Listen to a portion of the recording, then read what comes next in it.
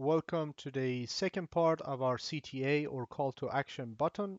Today, we're going to be continuing building the following parts of our call to action button. Previously, in part one, we created this cool kind of button, which you hover on it, you have this cool animation on the icons you can see here. So if you haven't watched this, please go ahead and do. If you haven't subscribed to the channel, again, I would like to ask you to sort of subscribe to the channel and also like this video if you haven't, because it's going to be super cool. All right, so first things first, when we click on it, we want to have this scale animation. So if I show you here, you can see that there's this scale animation. When I release it, it hides the icon and it shows this cool loading animation. So let's start building that. First, I need to add a class called pressed. I'm going to say transform scale 0.9. So 1 is the actual scale of the object. I say 0.9 to make it a little bit smaller. And then in order to add that interaction, we need to go to JavaScript. I create a constant called btn and I select it in JavaScript by document.query selector, and I pass the btn class because that's the class. Don't forget to put the dot here because that's how JavaScript can reference this element, which are our main button. And then it's as easy as adding an event listener, add event listener, and the event listener, the event itself is called mouse down. That's when you click on your mouse and you haven't released it yet. And then I just need to say btn.classlist.add, and then I add that pressed one, right? So now if I press on it, you can see that it actually tries to scale, but you could see it actually jumps. The reason why is that this transform, when it's applied, it actually overrides the previous or actual transform that we had on the button to center it in the page. So actually to preserve that, I need to copy this and paste it before the scale. Now if I run this, you can see that I have that scale. The next thing, I don't want it to be super jaggy. I want to add a transition here. So I just say transition all and 0. Maybe 2 seconds or maybe 5. So now if I try it, let's save it. Now if I try it, you can see that it actually has a small transition. You can change it maybe to 0.3 second. That would be nicer. And the next thing in JavaScript, when you release the mouth, you want it to go back to its default state. So I have to actually remove this again when I go mouse up. That's the call of the event. That's the name of the event. So now you can see that I press, it goes here, and I release. You see? You have that cool sort of animation. The next thing I want to do is when I press on it, of course, I need to have this loading. This is a little bit complicated. I already added a tutorial previously, I don't know, maybe 1 year ago or something, maybe even more, about how to create this kind of Google-like loading. So now I'm just going to go ahead and show you how to create it. You can't really create that with just CSS. We need to use SVG. In order to do that, at the same level that I have my icon here, which represents this circle and everything inside it, I have to create another object called SVG, another tag called SVG, because I need to create an SVG tag, right? But before that, I have to have a container for it. So I'm just going to say SVG, or let's call it loader container. And within that, I add my SVG tag. I give it a class called rotate because I want to rotate it, and then I will give it a width of 50 and then height of 50, which is pretty much exactly the same width and height of our icon, this white circle that you see. And then inside our SVG, we need to add our circle. So I'm just going to create a tag called circle, and then or element called circle. I actually added a class loader. I put the CX to 25 and CY to be 25, and I'm going to tell you what they are, and then R or radius to be 20. So what really happens here is that CX and CY represents the middle of my circle.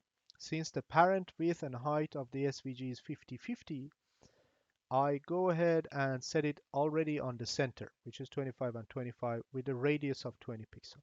But now we have a problem. It doesn't show up. The reason is that now what we need to do is to define a container for both icon and loader container and put it right where this circle is. In order to do that, I'm going to copy both the icon and the loader container. I cut them.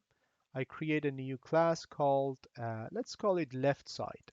So that we have, this is just the left side of this element. You can probably find a better name, but just for the sake of time. Uh, and now you can see that I paste both the icon and the loader container inside that left side.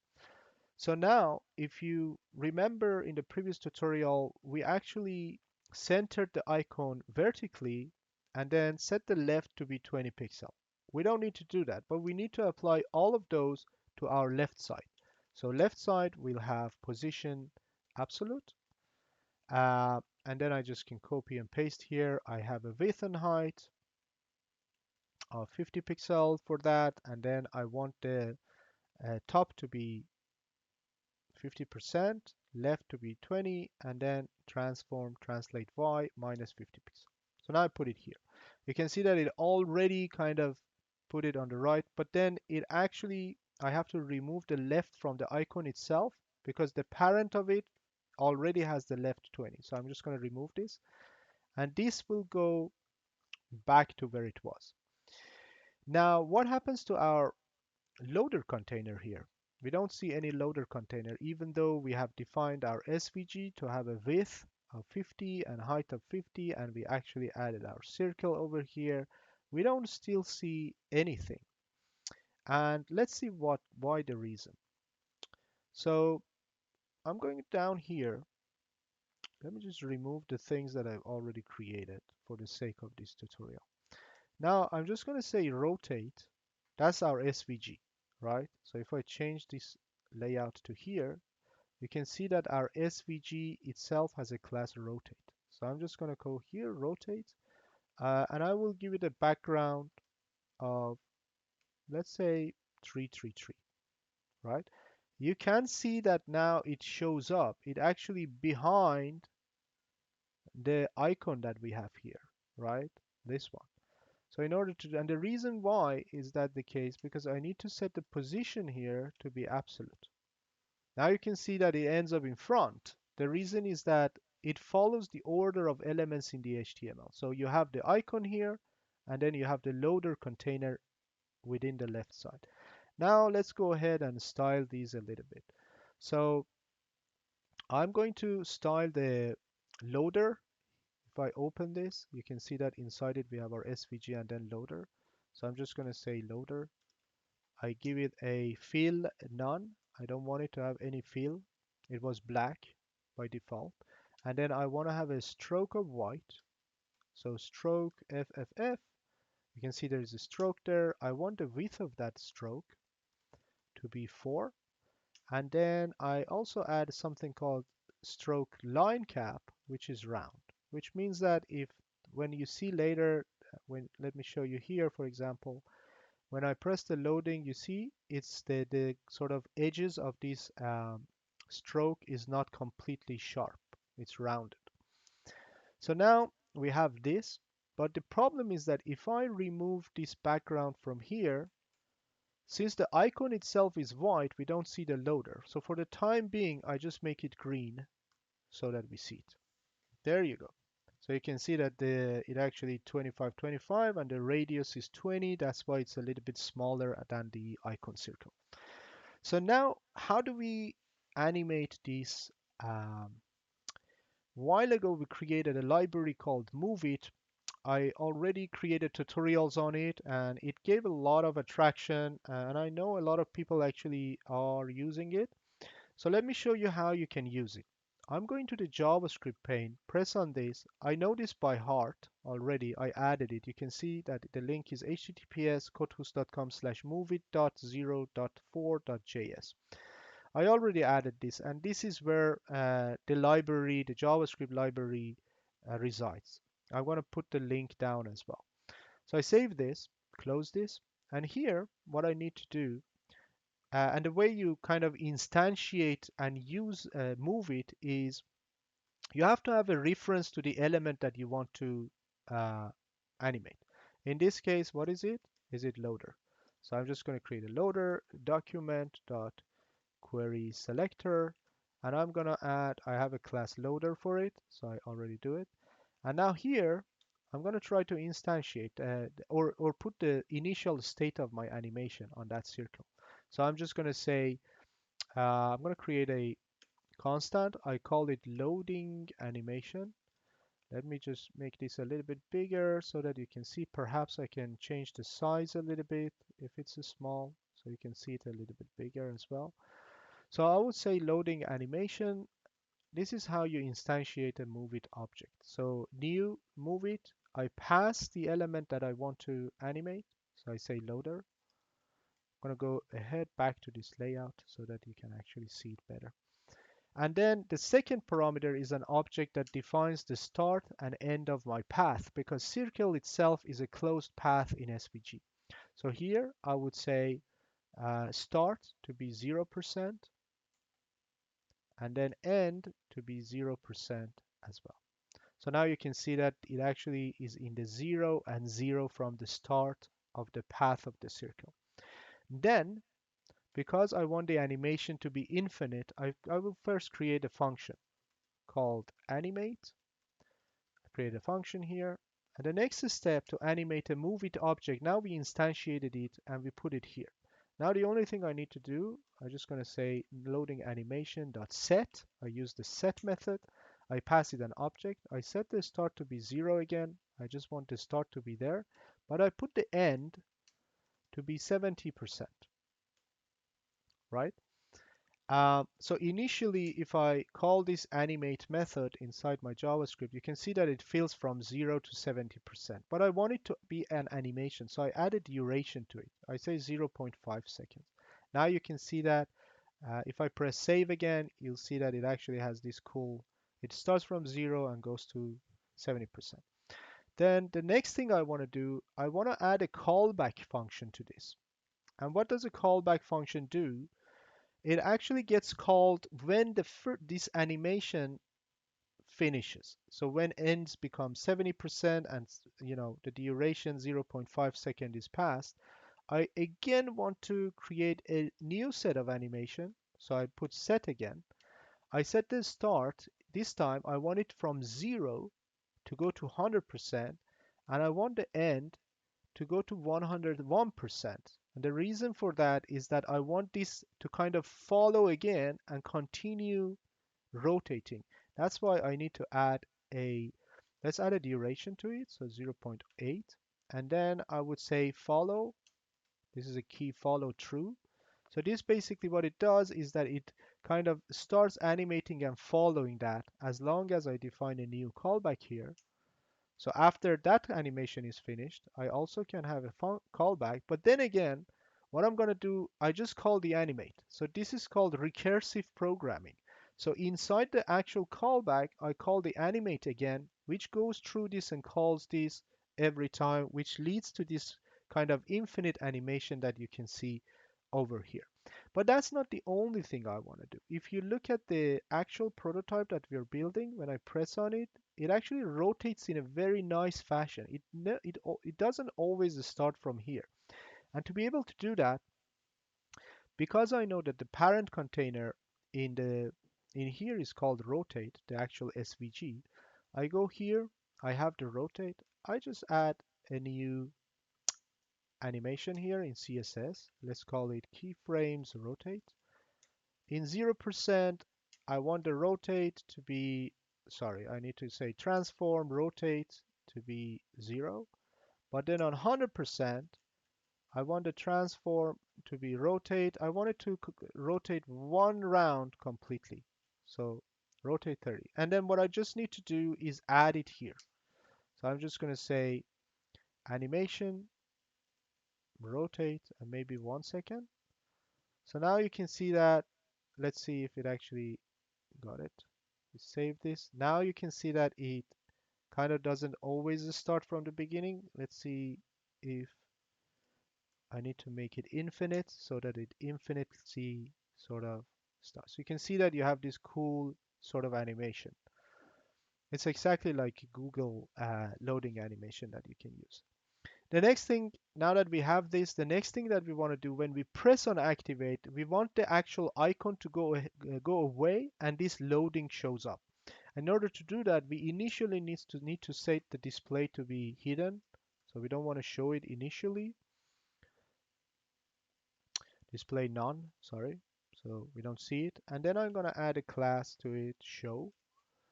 And I set the display to be block, which basically shows it.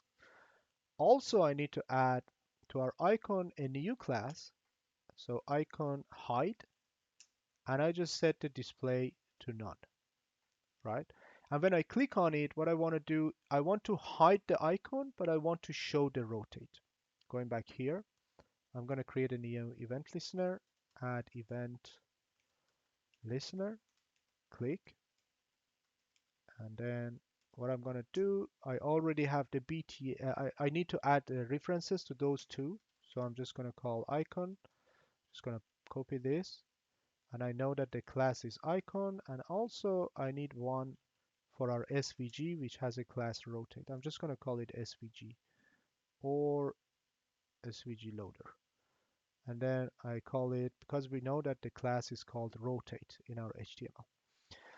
Right, so now I can easily here say, let's hide the icon. So icon class list dot add hide.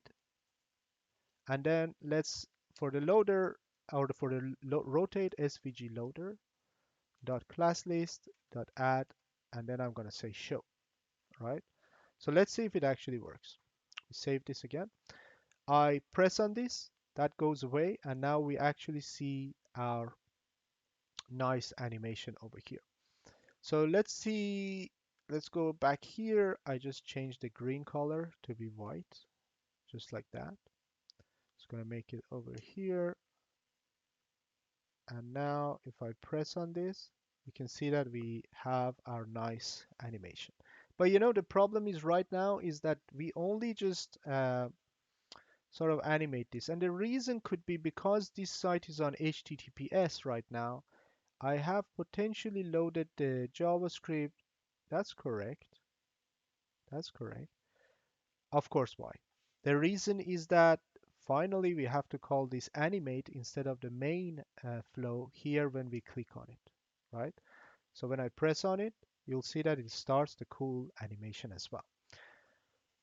I hope you kind of learned this Move It library. It's very powerful. You can create a lot of cool animations that are based on SVG. I'm going to have a new tutorial, which I'm sure you're going to love it, that uses Move It to create a really cool animation. The next thing we want to do, and the final thing in this session, is that if you look at the previous one, when we press on this, it not only shows the loading, but this activate becomes waiting. Let's go ahead and do that. To be able to do that, we have to change our markup a little bit. So now instead of having activate here, I'm going to create a new element called text container. And then I create a div inside it. I call activate. And when we press on it, it goes to the waiting mode, right? So I'm just going to set waiting. Now you can see that it added the waiting, but this is not exactly what we want. What I want to do, going back here, we actually have a text. I want to make sure that the overflow is hidden, and I want to give it a height of 30 pixel. So it actually basically made a height of 30 pixel for my text, and it hides everything outside of that height. So maybe I can make it 28 pixel. It kind of removes the weighting. So weighting is actually over there, but it doesn't show it because we added overflow hidden to the text, right? The next stage is that we want this text container that we created to go up when we click on the button. And in order to do that, I need to create a new style, text container, and then let's give it a class move up, perhaps. And then here we need to create an animation. So I'm just going to create a keyframes let's call it again move up at 0%. I don't want it to do anything, but at 100%, I want to make sure that it actually goes up. So transform, translate Y, minus 20 pixel. Let's see how it looks. And then here I just say animation, move up. Let's say 0.5 seconds. But also what happens is that when I click on it and this animation runs, I want it to not reset again, go back again to activate. I want the waiting to come up and stays over here. And in order to do that in animations, not to reset them, I will set animation fill mode to be forwards. So now it's as easy as going back here, have a reference to this text container in my JavaScript. So here I just copy this, I just say text container, and then here it is text container. And when we do the click, we want to move that up. So I just say text container dot class list dot add, and I know that I created a move up, right? So now you can see that when I press on it, it actually also moves the whole container of both activate and waiting, which in turn just shows the waiting. So again, press it again, it becomes waiting. We can maybe change this move up to be maybe 22 pixels so that waiting actually goes exactly where the activate is, right? So you have this cool sort of animation. So I hope you enjoyed this tutorial. There are two concepts that we covered. First, scaling with pressed. Then we used move it and SVG. So you can see that we added an SVG, rotate, we added a loader circle in it, and we instantiated the move it library with that loader. We set the initial um, path positions for start and end of the path to be 0, and then we kind of created an animate class that goes over recursively, calls itself with these settings. I hope you enjoyed this tutorial. If you haven't liked the tutorial, please go ahead and do. Please share this knowledge for everyone. We don't gain really out of these tutorials, so please share it. And I wish you a great day and night. See you next time. Thank you and goodbye.